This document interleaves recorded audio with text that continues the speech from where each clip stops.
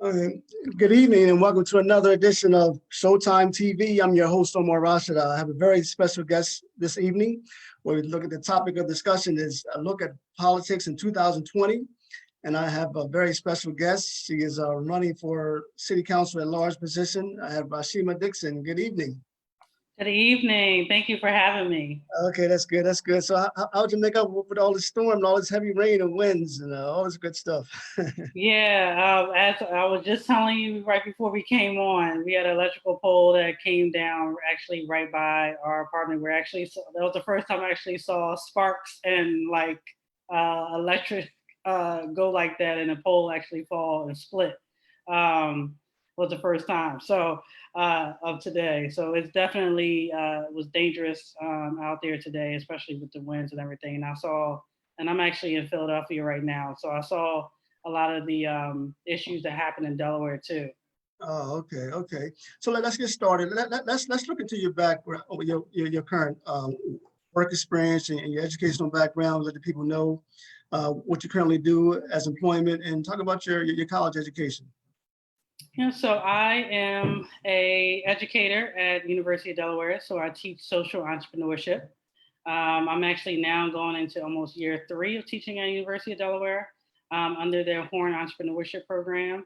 One of my favorite programs, mainly because I just love entrepreneurship and teaching others about how to think about situations like where we are now, of how to think about how we really work on social issues to really start making a change, but also do it in a way where we can have business from it also.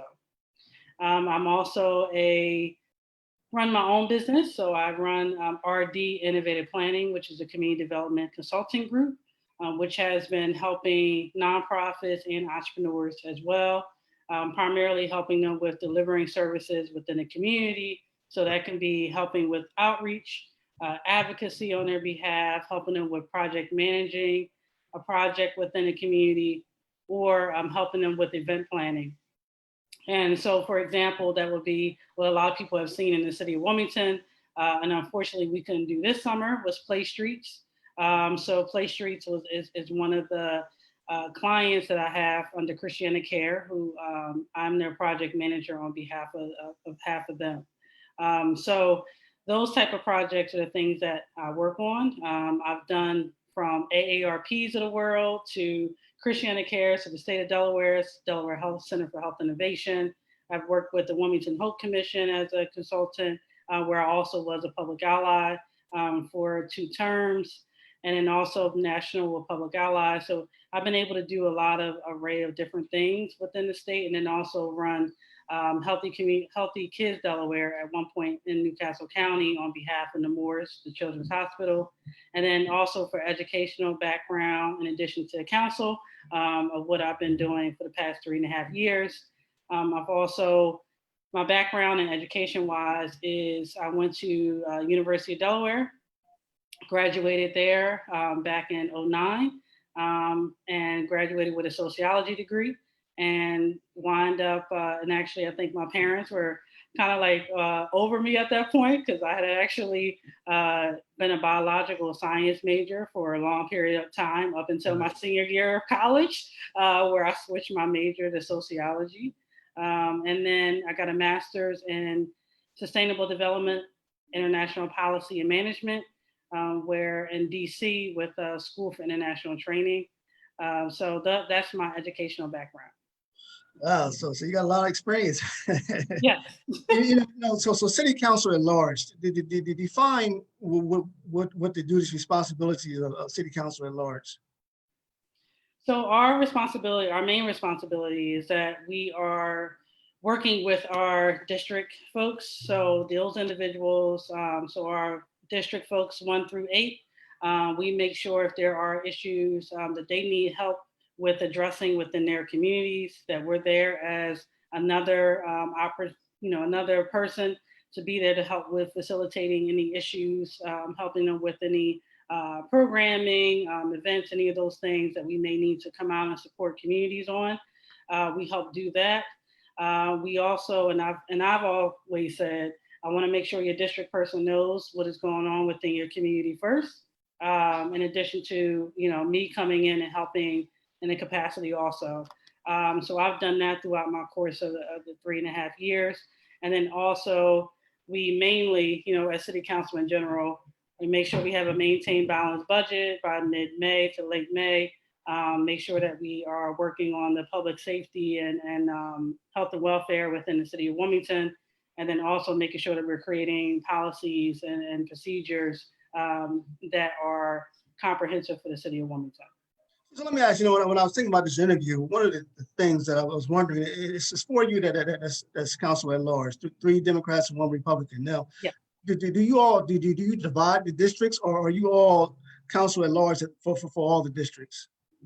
So we are over all the districts. It actually would be a kind of a cool model if we could, where since there are 4 of us, that there could be a model where 2 of us, there's 1 per 2 districts, right? So since there's 8 districts, we could split up the 4 of us and have 2 districts each that we're just responsible to help out with, right? In addition to being in all the communities, which is a little bit difficult for, if you're really trying to be across the entire city of Wilmington. It is hard to keep up at times. Right.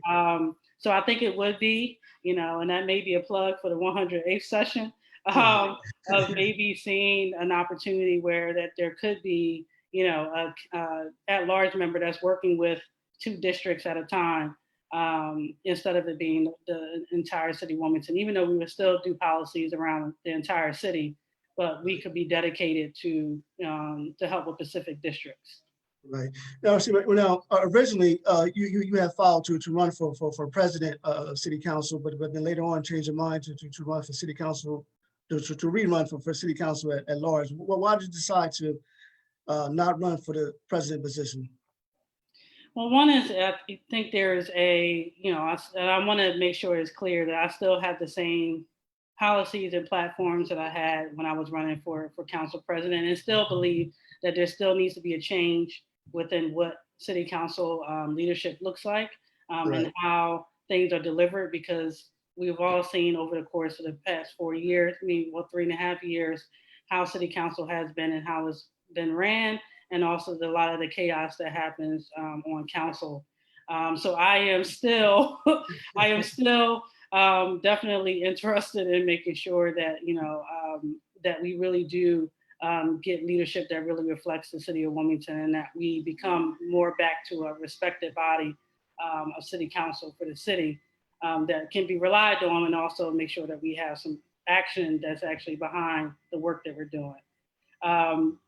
I made a decision based on yes, as I told the press as well, yes, I had conversations with Councilman Congo prior to knowing that he was filing for the seat, and also knew that at that point in time that there's an opportunity to really still be helpful and still be able to put the resources and efforts that we've been working on as a campaign back into the at-large race, and knew that there were some things that, coming into the council president role, there were still some things that I felt as though as a team that we still needed to feel like we needed more resources and kind of stronger to really put some real deep imprints.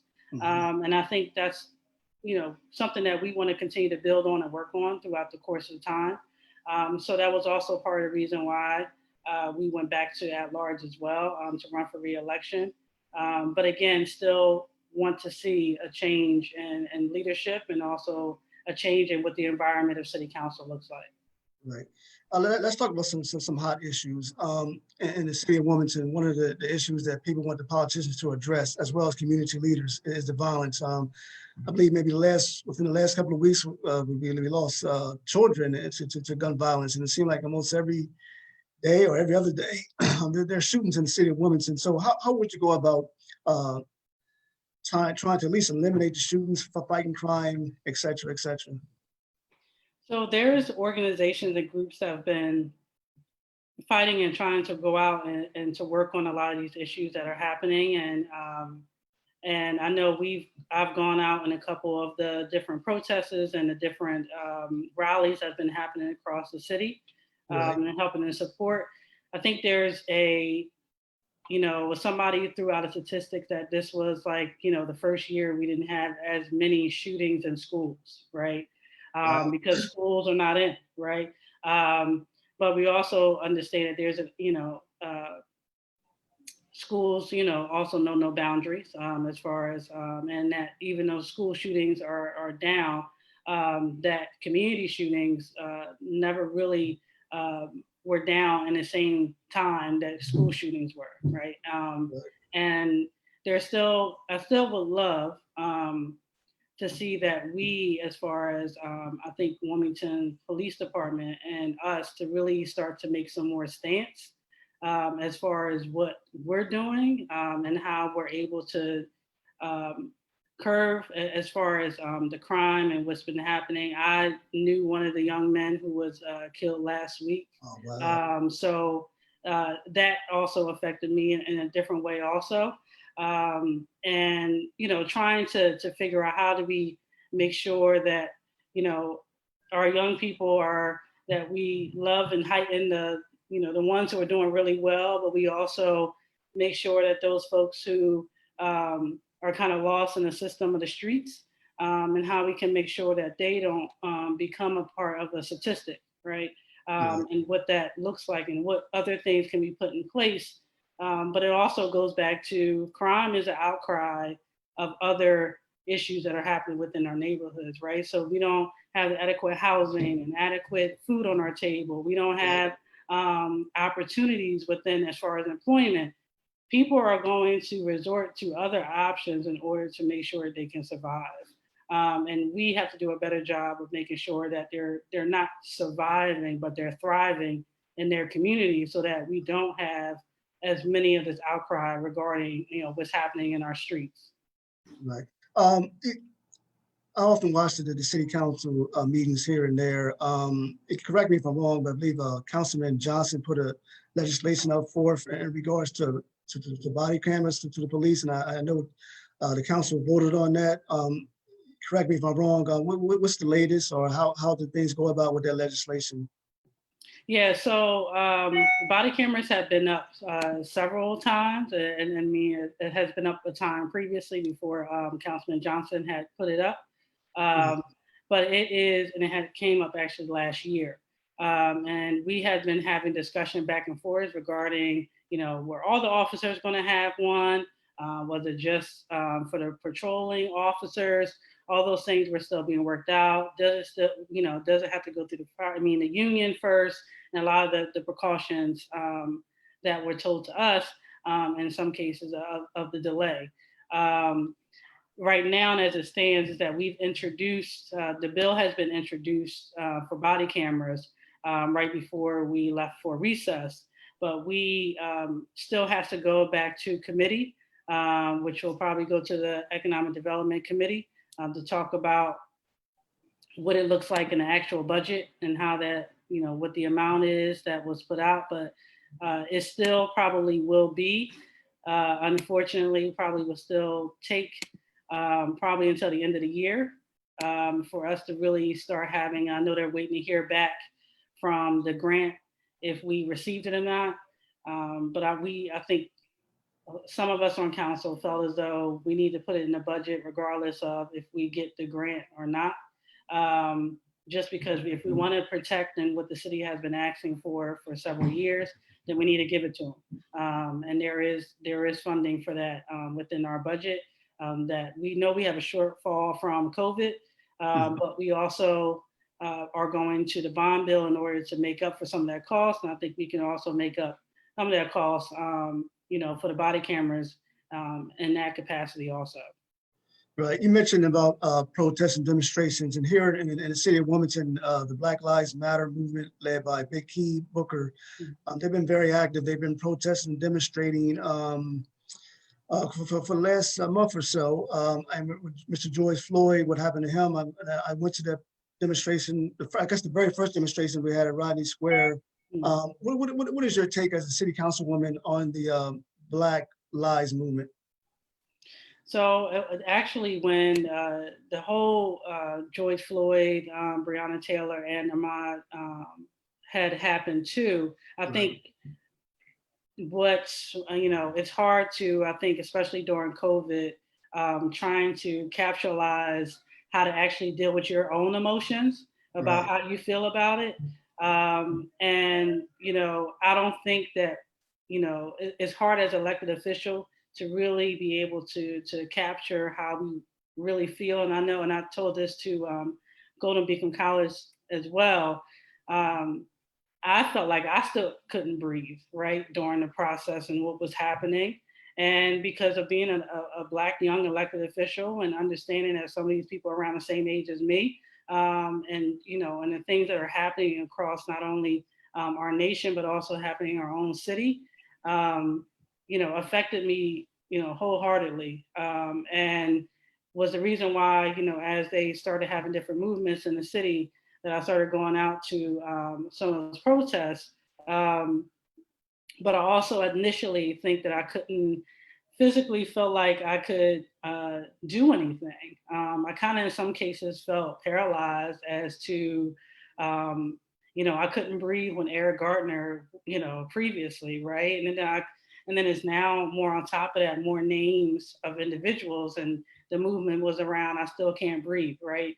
And I haven't talked about this on council as well in our petition and communications, but it's difficult to felt like we never had a break to really Mhm. we never really had a break to really understand fully, how to deal with, Black Lives Matter within our own city, and had decided to put in a resolution regarding racism in the city of Wilmington as a way to make a statement to that, defending the Black lives within the city of Wilmington and what has happened since the 1600s within the city of Wilmington that we can't forget, in addition to what's happening nationally, and how that change has to happen here locally as well, in addition to what we continue to protest about for others in other states.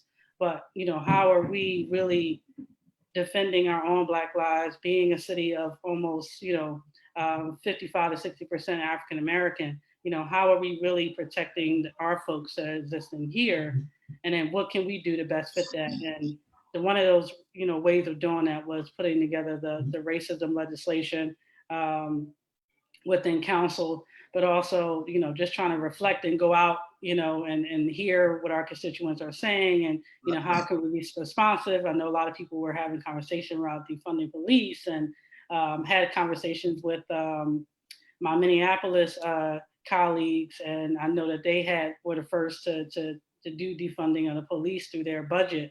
And having conversations with other electeds who are in that same space, and just having and trying to just uh, really digest everything that's happening. And I think we're still digesting, um, especially because we're still in the fluctuations of things, and things are still happening. Right. Let's stay on legislation for a bit. You as a councilwoman at large, what are some of the highlighted legislations do you think that you got passed or at least co-sponsored Yep. that you're proud of? So I Well, would, not that you're probably proud of all of them, but what's stand out the most? yeah, I would probably say the one biggest one is the vacant properties Oh, right, bill. That was right. probably the biggest thing that I feel like we were able to get accomplished earlier this year, and that was based on us putting together our healthy community subcommittee, which helped with making sure that policy it was comprehensive from a landlord's perspective, renters, homeowners, housing advocates, housing organizations, all coming together to really start to think about how do we really deal with the housing crisis and issues that we have within the city. So Mhm. I'm proud. That's probably my most proudest one, because Right. that was the first time we ever put together a subcommittee in this capacity underneath the community development and urban planning.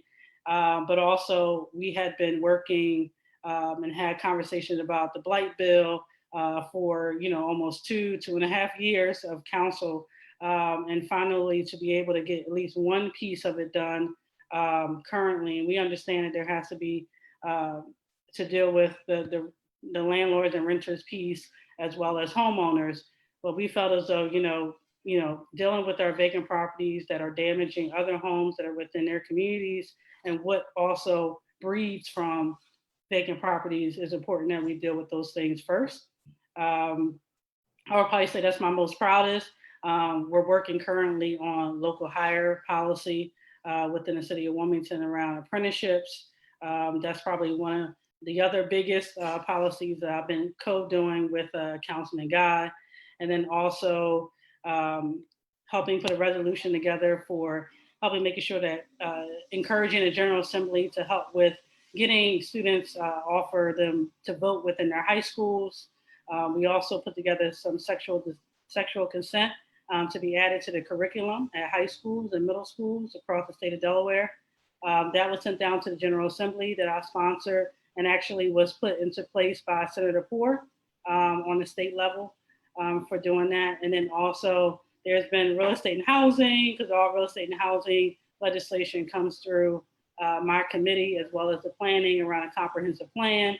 But there's array of different things, even from the hair discrimination, which is we're one of the only cities on the East Coast who are actually a part of the Crown Act to making sure that we're not discriminating against our young people regarding their hairstyles and who they are as an individual and what that means. So those are probably like the most ones that I'm most attached to and most proud of. There's other ones, and we've given out money through, real estate and housing. I've also been a part of the Wilmington Awards Committee. So that's been probably one of my bigger roles while I was on council, and then also being a part of the UDAG Corporation for the Economic Development Office with getting different opportunities in the city for different businesses and to be able to have funding and leverage that. I'm so glad that you mentioned the vacant properties and the housing, because that's a major issue, especially in the heart of the inner cities of Wilmington, Delaware. For example, you look at Riverside, you look at East Side, you see boarded up homes, East 30th Street, where Nixon uniform used to be. There's nothing there, and the place across the street from there, I believe that used to be a warehouse. My dad worked there back in the 70s, so that's vacant. And then because if you look at Pennsylvania Avenue, you're not gonna see no boarded up homes in Pennsylvania Avenue, Delaware Avenue, Union Street, where Patio Academy is on Broome Street, North Harrison Street, and all those pretty areas. You look at the riverfront. I love the riverfront. I work out there. That's my peace of mind. Walking and jogging. You look at Rodney Square. They're remodeling Rodney Square. Once you pass the South Market Street Bridge into Walnut Street, they got a new bus terminal there. But it just seems like when it comes to certain parts of the inner city, they've been ignored for years and years. Yeah, and that's I think has also been a part of our, the biggest part of our community development and planning committee has been trying to focus on those aspects, because we realize that there has been a disproportionate of, building and also development that's happening in other areas, and some areas are not. And that's also part of the reason why, I wanted to run for re-election, because that work is not done yet, right? And that we still have a lot of vacant property issues, and we may have even more, as COVID and the pandemic continues. Our office buildings, our parking lots, our homes are all affected by the pandemic. So we may have a bigger issue coming forth later on, but it also may be prime time for our communities that I know are looking for opportunities with buying houses within their own neighborhoods and trying to really build them back up to a place, where all, their families want to live, where their friends want to live. This could be an opportunity to do that, since everything probably will be at a rate that's really affordable. To really have the opportunity to really build our communities the way that we would love to see it. And I think in aspects, our communities are going to have to be the ones that are kind of pushing to make sure that they have a seat at the table. And we help along with doing that, but making sure that they are seen and heard, that, what we're seeing in our different communities and what we see that's still vacant, we need to fix, right? And how can we help you and work with you to make sure that happens? Right. You're in your, I believe, 3.5, fourth year in your first term as city councilwoman at large. What would you say has been some learning experiences that you learned in terms of this being a politician? A lot. I probably one of the biggest lessons is that I am such an action person. And I think when I first came onto council, I was thinking, oh, I can do all these things. I can do this and that and that. And I realized that, everything, because it's a policy, takes longer, right? And in government, it takes a little longer to get things done. In some capacities, faster, and some others not. And I think I had to learn how to be okay with, a policy that covers, the city of Wilmington on these levels rather than actually going out and doing it, right? Because I'm so used to just going out, go plant a garden, go do this, and, doing those kind of things on the ground where it felt like a very slow process for me.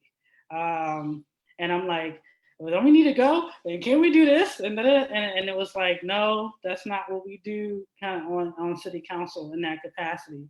So there was moments where I had to kind of catch and reflect as far as where I am, and now understanding why really policy is so effective and important, and how it has an effect on our communities every day. From the issues that we get called for, probably I get called for the most is water bills, and for making sure that your house doesn't go on sheriff's sale, and we've had to do a lot of those. I've had to deal with a lot of those type of issues, and I think initially I also didn't know as much about housing. Now that I know, what's the gap in funding that's missing? What's the, who are the different players who are engaged in those processes? How all those things work, in addition to learning how to, lead in some capacities too. This is the first time kind of leading and, being the youngest on council, of learning like how to actually lead my, colleagues, especially on the community development and urban planning side for that committee, and having that type of responsibility, just trying to make sure that I will uphold that, but also know how to run a meeting, how to put things together, how to make sure that it's a reflective conversation where we hear all voices, and all those things is what I had to learn over the course. And then also just in general of how politics works in the city of Wilmington. That's probably the other major thing. And I think it's coming from originally Philadelphia, where our politics, and Philadelphia is also crazy too, but it's on, different levels, but to actually be in the government and actually seeing how it operates on an everyday basis, and how, you can make change locally, and how I don't think I really made that connection initially also of what, how much local politics affects your everyday life, until I, gained the opportunity to be in city council. So I'm grateful for the opportunity, because it came with a lot of ups and downs. But I wouldn't trade it, because it definitely helped me grow as an individual and as a person, to actually showcase and build my leadership skills over the course of time. For those just tuning in, you're watching Showtime TV. My special guest is Rysheemah Dixon, who's running for city council at large. And I want to go back to the meetings, because like I said, I watched quite a few meetings when I can on Channel 22. Man, and some of those meetings are controversial. I see a lot of back and forth, and some of it I think is personal. It got so personal where comments were made on Facebook about one another. Comments were said on Channel 28, at least when I was on 28 before it was taken over. Well, did you ever go home from a meeting and say, "Oh my gosh, what I got myself into"? and then also I want to talk, and a two-part question to that is legislation, because I know Councilman at large, Sam Guy, said that he had put legislation on the table and it wasn't even addressed. So what is the process when one of the council persons put legislations on the table or presented to whomever? Yeah, so to answer your first question, yes, there have been moments where I have gone home or sitting at home by computer and has said, "Oh my goodness," No, it felt like it's like, because and to some cases you feel like, what can you have done differently to help if for it not to be in that capacity, or and then how, because meantime a lot of times I get text messages during our meetings where people are like, this is so sad, or this is not how city government should be acting, and all Right. these capacities, and that was actually part of the reason why I initially was running for council president, because that was a lot of things that I was hearing and being um, challenged by, to really start seeing things differently. And I would say to your other question, there has been moments where not only Councilman Guy, there's been some legislation that's been on hold for me. There's been some Oh, things okay. that, so I mean, there's that has happened, or so the process is that if you put your legislation up by a specific period of time, on the legislative calendar, that your agenda item will be on that specific agenda for first or second reading, and then it'll go to a committee, and then it'll come back out for a third and final reading, for a full council vote. And that's typically what the process looks like. There's been times where folks have taken advantage of those opportunities where some legislation has not gone on the agenda that should have been on there. Right. And a lot of times I didn't start probably realizing that until I started seeing some changes, as well. It just kind of going throughout our office, and kind of seeing that, what, there is a hold up, or there is I don't know why that this doesn't have a date on it, of when it's supposed to go on the agenda, those kind of things. So yeah, those are a lot of the challenges that we did face during our 107 session that definitely needs to change come 108 session. Right. Late August, early September is when schools usually officially open up. And we had quite a few public and charter schools, and because charter schools are public schools and private schools in the city of Wilmington, Delaware. As city council at large, one of the controversial things, I was watching the news, they say in Georgia, students and teachers got caught to COVID-19, and there are some parents who are just not going to send their kids to school because of safety issues. What is your stance? Do you believe that the school should be open, or do you think it should be a choice by the parents? I would probably say that the parent would make that best decision, for behalf of their child.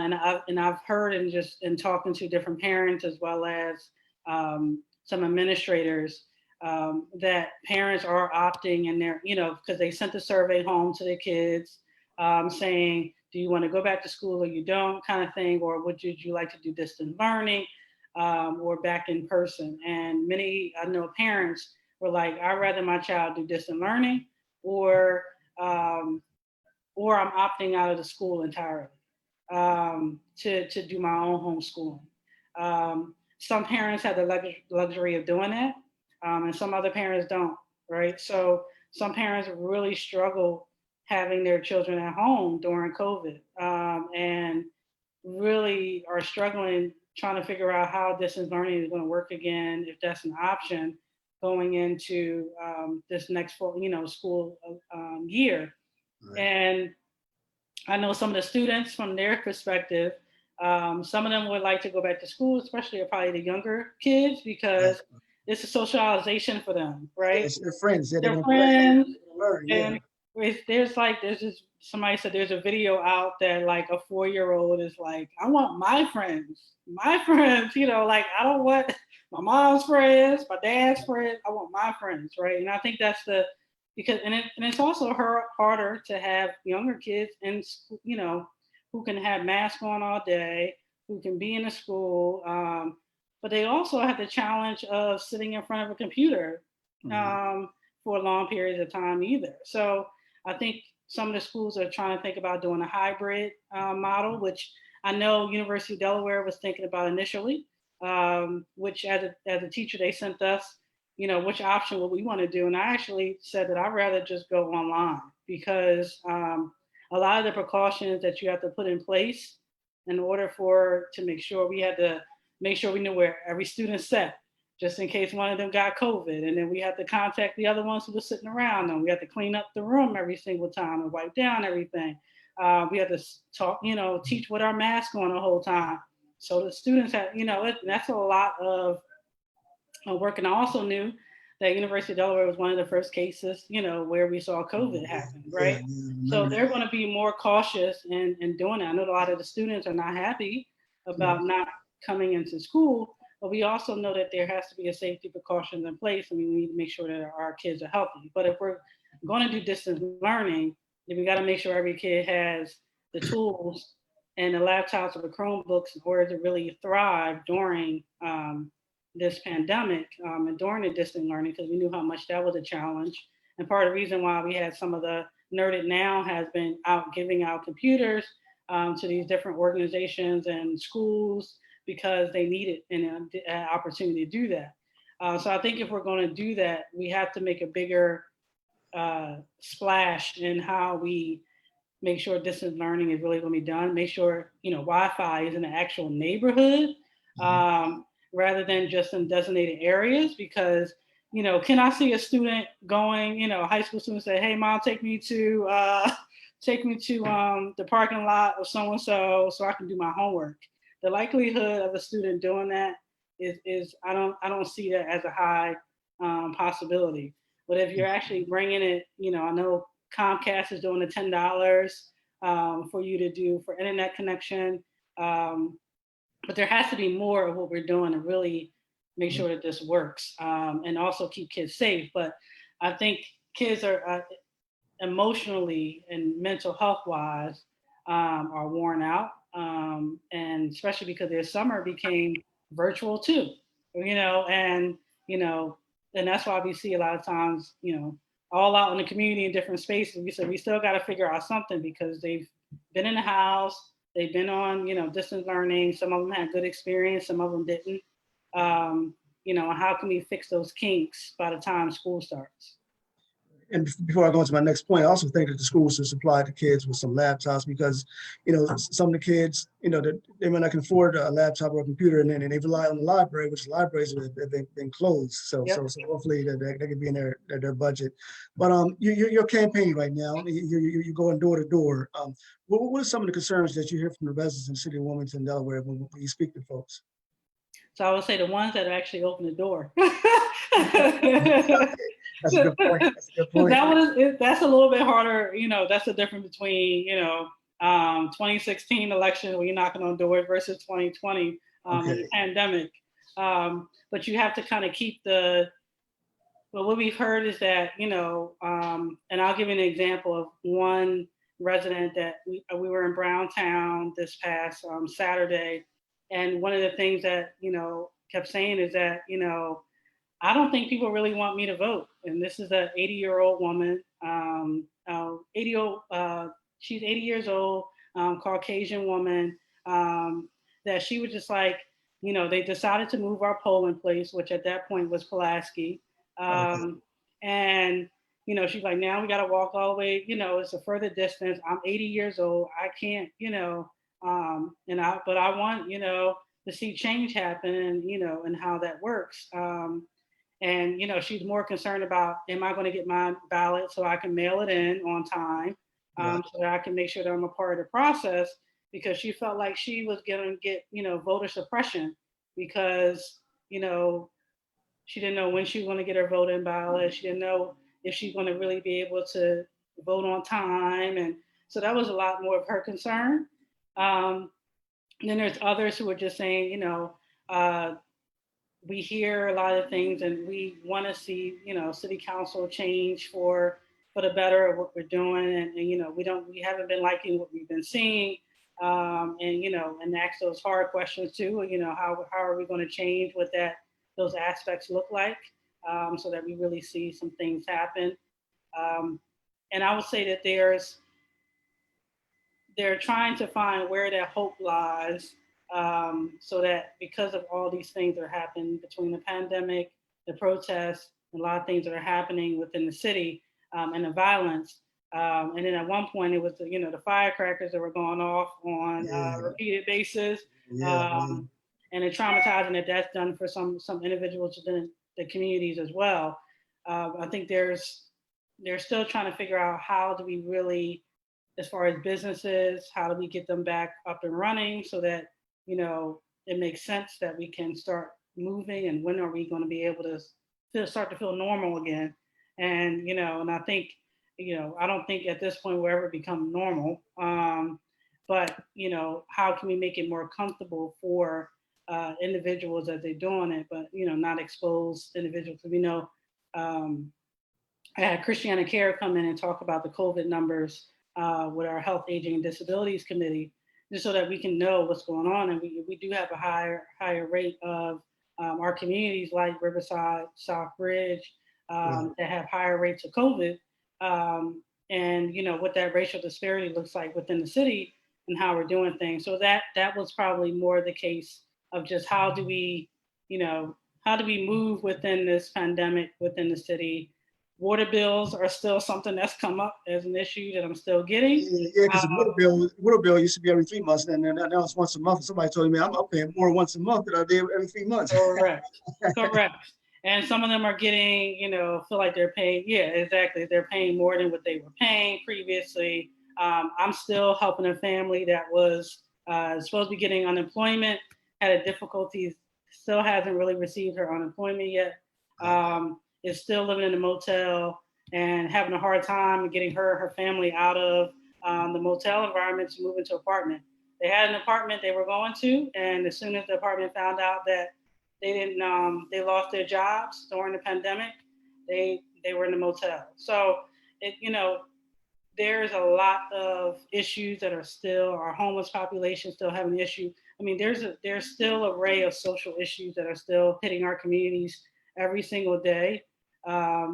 And how can we better support them is still, I think, a challenge of how we do that within the city, within the pandemic, within our funding restraints, of how we really do that. So as far as COVID testing too, where to go for different testing sites has been big questions also. But I think now people are just trying to figure out how do we get back to a normalcy state. Right. We just have under 10 minutes remaining. So I want to ask you a two-part question. Presidential candidate Mr. Joe Biden is believed to pick African-American female as a vice president. So what are your thoughts of the country having its first possibly first African-American female vice president? And then if someone wants to help you out with your campaign, how can they contact you? Do you even need volunteers? So those 2 points. Yep. So I think it would be wonderful if we had a first VP African American woman who's running and rocking the country, right? It's just in the same as Joe. I think it'll be important that we not only help that person get selected for that candidacy for that spot, but also that we support that person throughout the entire period of time that they're in office as well. Because I think what we've done as a country is say, okay, we got you in, but we haven't really figured out ways of really how to support once folks are now in these seats and what that looks like. So I think that would be a hugely important piece, and I'm looking forward to seeing who his VP is.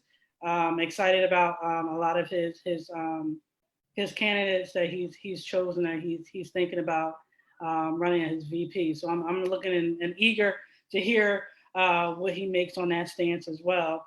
Right. And I would love to, have additional help and volunteers. We're always looking for volunteers to help with phone banking, helping if you want to go door to door, you can with us. We are, still make sure we have the things, precautions in place. So you still have the mask on when you're outside. All of our volunteers do. And we can supply you with masks for us. We also have our T-shirts on so people can identify you as well. And we also, we'll give you all the literature and information that you need as you go out. You do not have to knock on the door if you don't feel comfortable knocking on the door. It's okay to just, leave it in the door if that's, if that's more comfortable for you. We're more than happy to just even have your support that way as well. Phone banking, we're always making phone calls to our constituents, so please feel free to help us in that capacity. We're always looking for donations, so to help out with the candidacy as well, so that we can actually replenish some of the things that we have for a council president that we have to now switch over to at large for reelection. So definitely could use some additional funding. Our website is RysheemahDixon.com. You can find all the information about volunteering as well as donating, more about the platform and issues that I'm focusing on, more about me as a person. Phone number where you can contact us is 302-518-5681. And that comes actually straight to me. So if you have any things that may be coming up that you need support with, and we told our folks we're knocking on doors as well. I'm elected now, so if you still need help now, please let us know. We can help in that capacity as well. One, we just want to make sure that the health and wellness of our constituents is first and foremost at the front of our minds as we're out, and then also, help with any things in the future coming into re-election. So we are looking forward to hearing from you, and our email address is rdixon and the number 4 council@gmail.com. So feel free to send us an email as well. Again, the phone number is 302-518-5681. And then our website is RysheemahDixon.com. There's only one I in Dixon. That's right. Okay, no. When does council go back? Is it this month or is it next month? It is this month. So we come back August 20th. It's our first day back from recess. All right, so I'm gonna give you another 2 minutes to talk about the significance of people voting or any issue right quick that we haven't addressed that you want to focus on. I would just say that to really challenge our folks as we're working for you as your candidates, as your electeds. I would urge you to stay engaged, stay involved in what we're doing. Continue to speak out. Continue to rally. Continue to shout from the rooftops and help us be able to help make effective change in the city of Wilmington the way we all want to see it, so that we can benefit everyone. We made our stance on, we're not changing it. Around United, we serve Wilmington. We are still in the mindset of uniting Wilmington. We think that if we can work together and be able to put our personal agendas to the side and really push forward what we want as far as the city of Wilmington, we can make change happen here, and not just simple change that we just see where a Band-Aid is just put on it to make us comfortable, but to really push for substantial change where we really see for long lasting, where Band-Aids are no longer needed. So I'm looking forward to helping serve the city of Wilmington as for re-election as city council at large. All right, thank you, Rysheemah, for coming on. You've been a wonderful guest as always. Thank you, Omar, for having me. I greatly appreciate it, and thank you for having me as your first guest. This was really cool. All right, okay, and thank you, the audience watching Zoom Showtime TV production. I'll be back as scheduled. God bless. Have a safe week. All right, Rysheemah, thanks a lot. Yep, thank you. Okay, I'll keep in contact. You too. Thank you. Okay, thanks.